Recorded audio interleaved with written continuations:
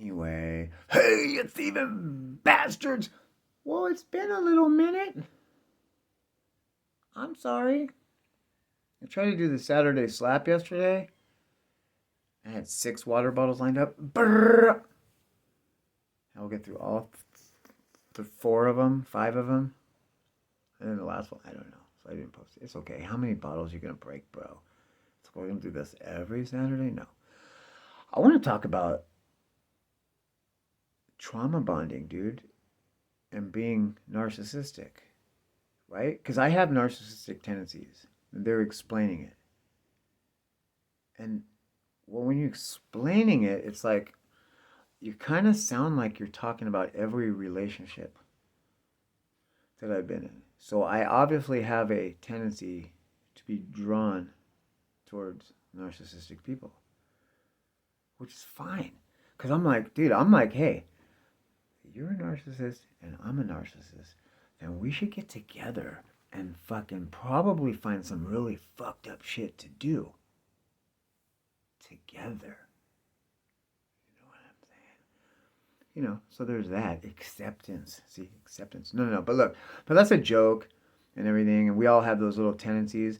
But I notice people bond to you. And sometimes I think they're trying to bond to your personality or your fucking happiness because they see that you don't have anything, especially compared to them, but you're always happy and you don't have any problems like with depression or drugs. And I think that that's what some people are after. And so they'll bond themselves to you. They'll tell you they love you. They'll tell you they want to be with you, but they never spend time with you. Dude, if I like you, let me tell you something about Eljo. If Eljo likes you, dude, like, I mean, like, you fit all the fucking criterias, dude. And I'm by no means looking for a perfect person. I'll look past a lot of shit, a lot of red flags, just because you fit into this criteria, this small window of the little things that I'm looking for, right? And I just noticed that, like, when I find somebody like that, dude, there's nothing you could do to keep me away from you, right? Isn't that right? Think about it. Somebody that you like, there's nothing anybody could do to keep you away from them. If they fucking build a mountain, dude, you would fucking get over that mountain. You would do whatever the fuck you need to do. Think about it like this. What do you do for drugs and alcohol when you are actively addicted, right? There's nothing you wouldn't do to get what you want, right? Right? Think about that. Think about when your career, dude, when you picked this is what I want to do in life. Like tattooing, dude. Good luck finding somebody to teach you how to tattoo. Like, good luck. Everybody either wants money, you have to pay for an internship or apprenticeship, which means you're going to do all my dirty work, but I'm going to show you how to do this. Nobody ever stops and sits down and shows you how to fucking do something because it's difficult and there's a lot involved. And if you really want it, but here's the thing, like, I really wanted that and I wasn't going to pay for it and I knew I had the talent. And so I went after it, dude. There was nothing you could do to stop me. This was before they had fucking Amazon. You couldn't just buy tattoo shit. Like, I had to go out of my way to find my shit. Now, here's the other thing, dude. Ugh, just as a parent, dude, just get fucking driven nuts, dude. When you fucking don't hear me and I call you 1 time, 5 times, 10 fucking times, and you don't fucking answer me, ugh! Fuck! It just makes me fucking mad. And when you give me that stink eye, you're giving me the stink eye because you got to go to school today. You know what I mean? Your list of punk ass shit to do is nothing compared to what I got to fucking do. And everything I do is to take care of you, stupid fuck. You think I want to be out here in these fucking streets with you chained to my leg taking care of you? No. I could do whatever the fuck I want, dude. I could go fuck with half of these people. Or I could leave the other half in the dust, but I wouldn't be sitting fucking here, stagnant, having you look at me with a fucking stink eye. Ugh! Just a little parenting fucking That's where I'm at, dude. I haven't had a break in 11 fucking years, dude. I begged the Border Patrol to take my kid. I'm like, hey, I hear you guys take kids and separate families. What's up with it, dude? I do a lot of drugs. This kid's like totally in danger, dude. Like just riding on this bike crazy and stuff. Like, you guys, you need, they're like, they look at you like, right now you're handing me my shit back. Like, you can't hand it back fast enough, dude. Get the fuck out of here. Like, they're like, whoa. It's like, whoa. Motherfucker, you were just on my nuts, find out who the fuck I am, asking me all type of stupid fucking questions. You asked me the same question twice, a couple of times. That's something that the victim is supposed to do to the police, not the other way around. You know what I mean? That's it, though, because people see stress and a need, and they avoid it like the fucking plague. They run from it. You know what I mean? You want to hear from motherfuckers, dude? Don't say anything. Just be yourself. Then they'll come. They'll show right up, dude, to point every single fucking thing out that you're not doing right. Yes? And point out that there's a fucking child there that's going to be suffering, that's innocent. And point it out, and what a piece of shit you are, and what an abusive asshole, but I'm not going to do anything about it. Well, that's the same fucking thing as being the abuser. It's literally the same fucking thing. So you can shut the fuck up too. So, you know what I mean? It's like, I'm just learning a lot, dude, about people and human nature. And half these motherfuckers can fuck the hell off, dude, on some real shit. Like, I don't give a fuck. I am that interesting where you're gonna follow me no matter what, dude. No matter what. So, if it wasn't true, it wouldn't have went on this long. Yeah, you're gonna get all butthurt. You're gonna take your subscription back. But guess what? You'll be back, dude. 100%. If not, then I just solved that problem, didn't I? So for me, it's a win-win either way. Just saying, dude. So like, it goes back to what I was saying about the problem is in here. It ain't this motherfucker, dude. It's in there, dude. Just like it ain't my innocent child.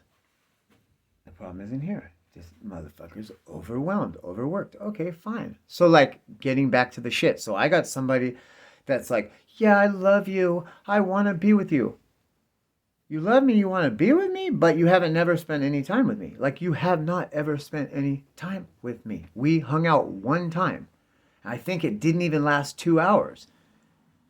And you started getting nervous, and rightfully so, because your husband, boyfriend, baby daddy, whoever it was, dude,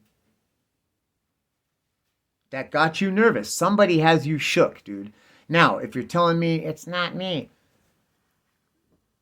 it's the drugs. Sometimes you gotta just get the fuck out, dude. Sometimes the most effective parenting method is get the fuck out. Get the fuck out. Get the motherfuck away from me. I don't care what you do. I don't care if you sit in the corner. I don't care if you fucking get in a stranger's car. Just get the fuck away from me, dude.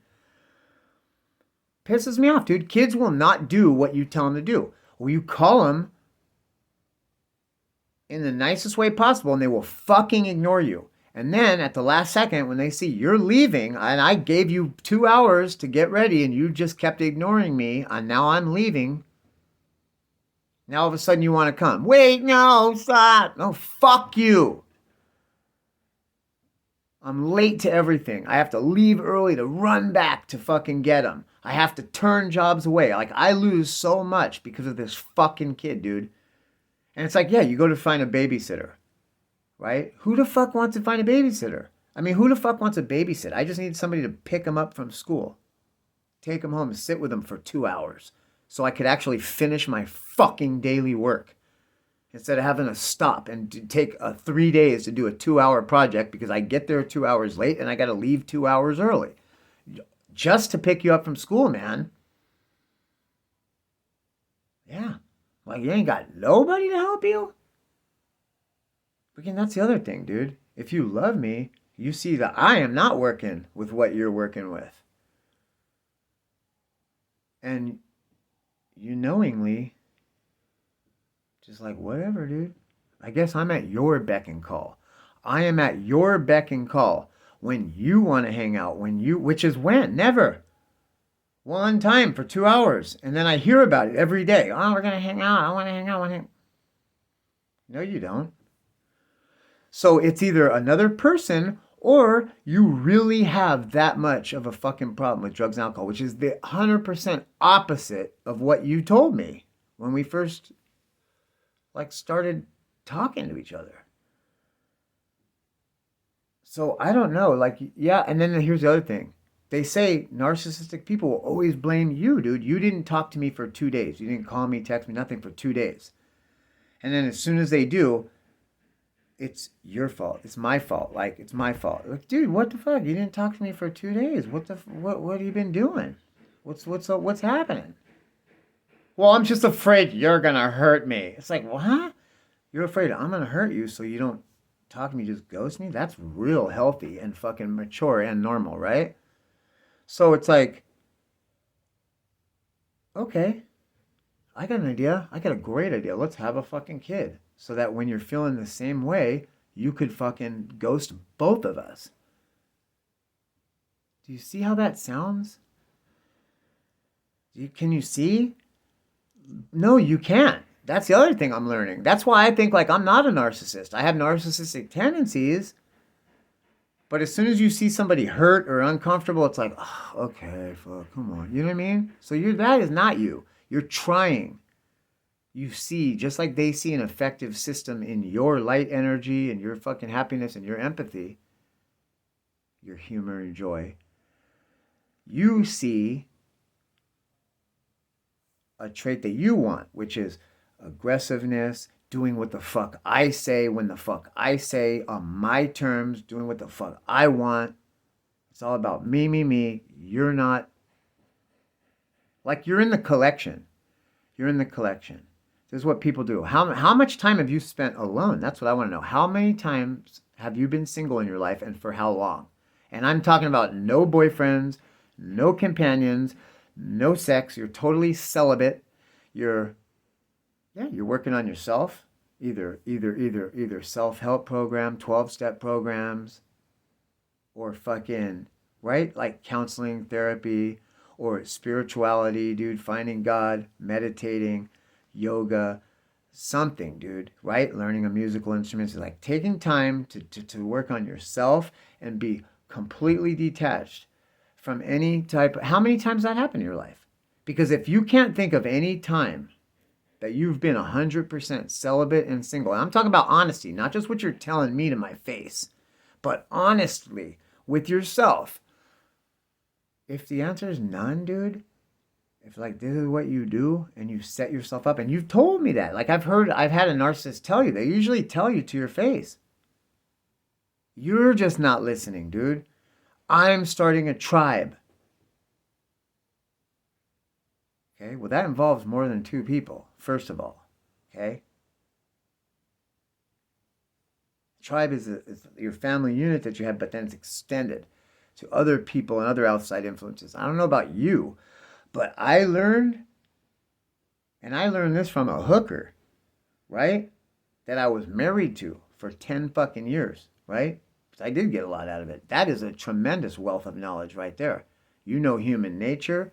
You got every man pegged exactly right. There's only a few type of personality types, and you're right every time. It's impressive. But anyway, I learned from that person that you don't fucking...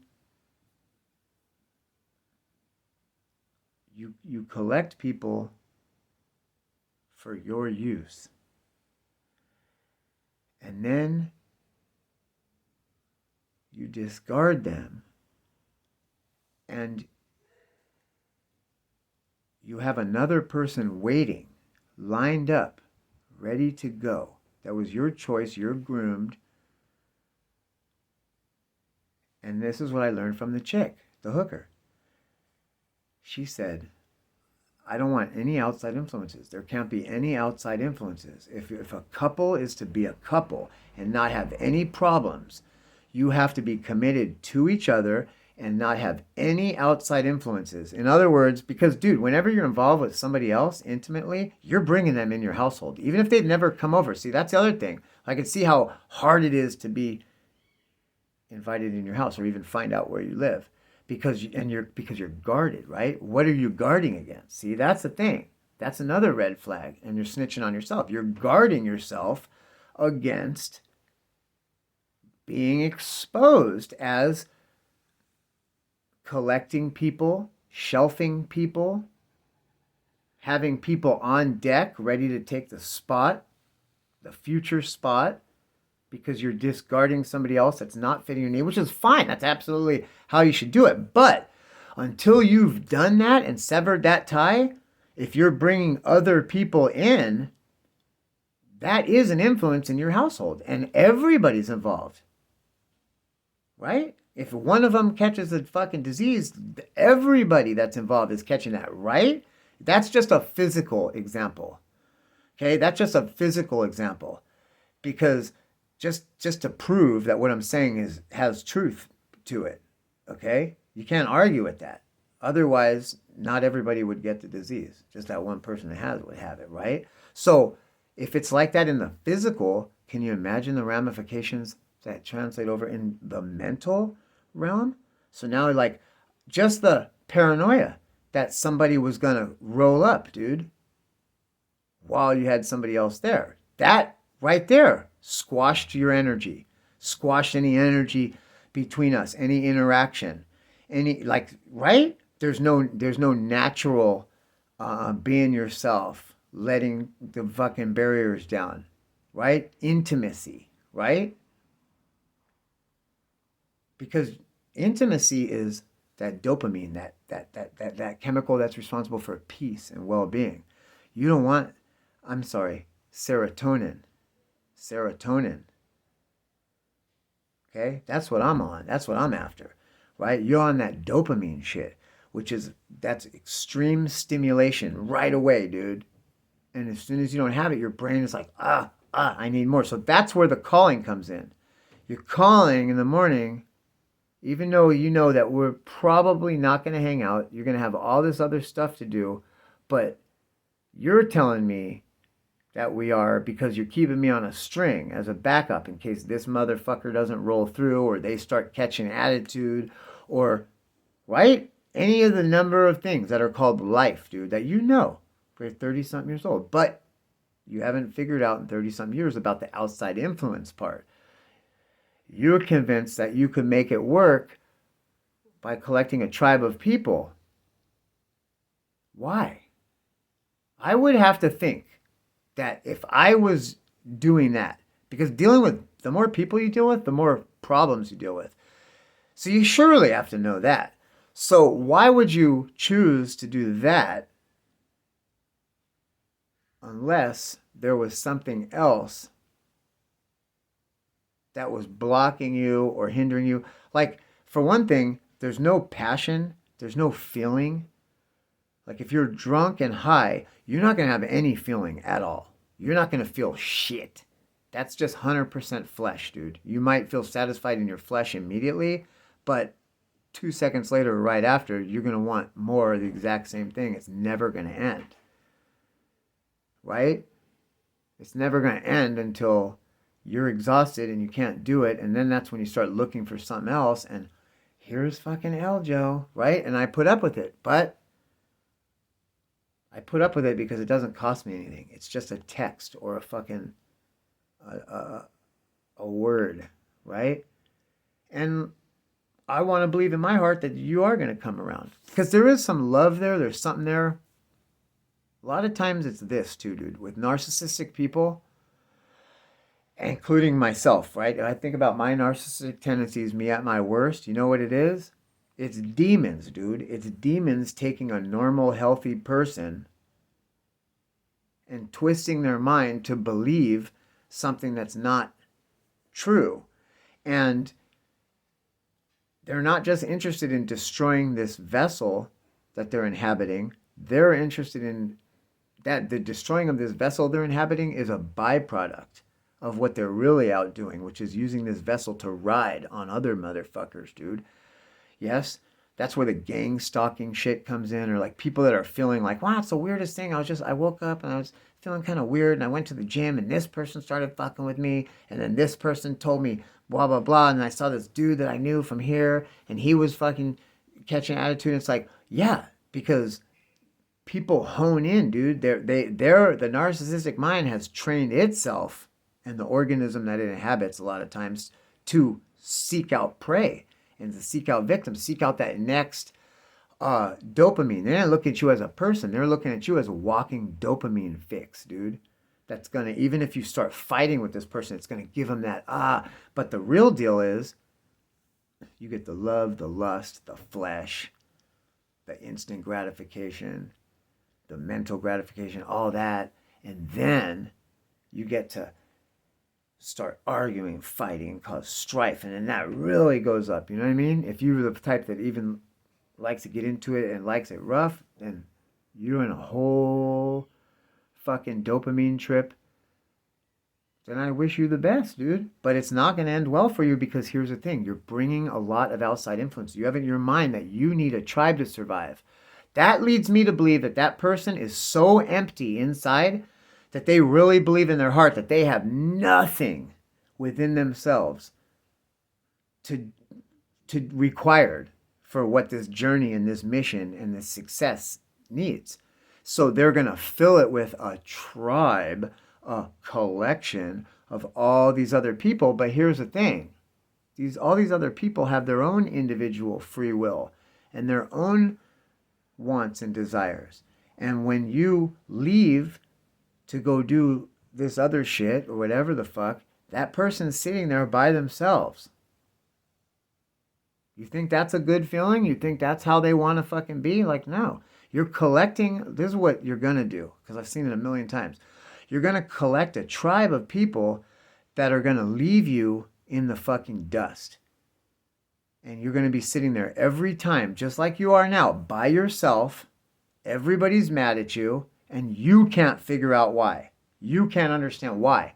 Why somebody doesn't want to be talked to for 3 days after love bombing them, right? You say, I don't understand what that means. You're using words. Okay, love bombing is when you tell somebody you love them, right? If you just want sex or you're just after dopamine, why would you tell somebody that you want a family, you want a fucking relationship, you feel love for this person? Why would you do that? Because love doesn't disappear for a couple days. If I love you, dude, there's nothing that you could do that will keep me away from you, dude. And I've done that for some fucking scallywags, dog. You're like a quality person, or like I'm thinking of like some quality actual people. Like, you know what I mean? That's what love is. But yet you won't even express any, like it's there, but I think that's you. A lot of times it's the people expressing a way they feel, but these demons come up and block them. And so, and even that, like if you haven't got your demons in control, I don't want that around me either, dude. We're a couple years from getting that shit sorted out. And then, because here's the thing, dude, I'm carrying around a kid, and you're gonna ghost me but take the kid? I don't believe it. I think that I would be left with a kid, our kid, and the one I already have, for 2 or 3 days while you're collecting people or spending time with your collection, right, to keep them in the group, but you keep finding yourself all alone. Eljo, who the fuck are you talking to? Well, you know what, you guys? I've been learning a lot about narcissism, about trauma bonding to people, and about people like us. Half of you guys watching this are empathic people, meaning you feel emotions and feelings more than normal people.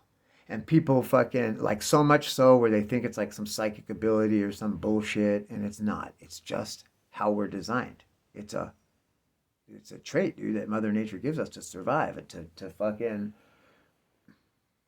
connect, right? And so I'm just trying to pass this knowledge on, because other people, right, people that work on no emotion, they work just on flesh, they're doing it also. They're constantly looking for their next fix. So it's pretty important information, because nobody's going to come up and tell you, hey, you seem like you have a lot of energy, You seem like you have a really positive attitude. Let me attach myself to you. I see that you want to be loved. I see that you're looking for love. That's your drug. So I'm gonna love you. I'm gonna love you. I'm gonna take care of you. I'm gonna hold you. I'm gonna make everything better. But you're never gonna see me though. Right? Or here's how you know when they're being treated like shit by one of their other partners.